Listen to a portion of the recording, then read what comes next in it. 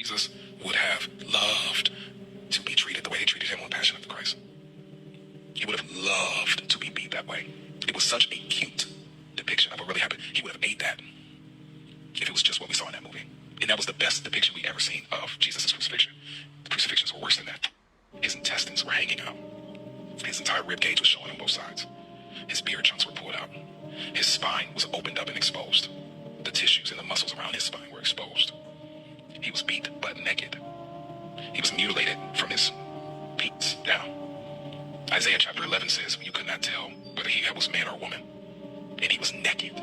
Romans didn't crucify you with a garment. You were naked.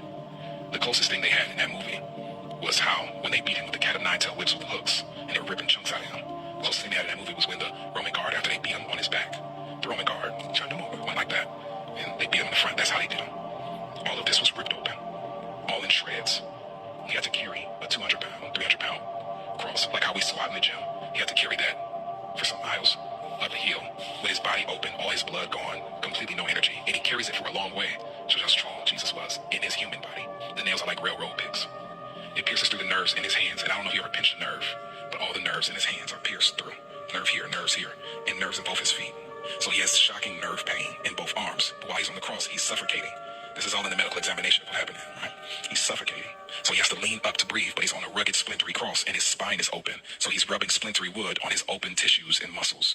For 6 hours, he's doing this to breathe and rubbing, while nerve pain is shooting in his arms and shooting in his feet. Every second of his life, every breath is the most excruciating pain he could ever take.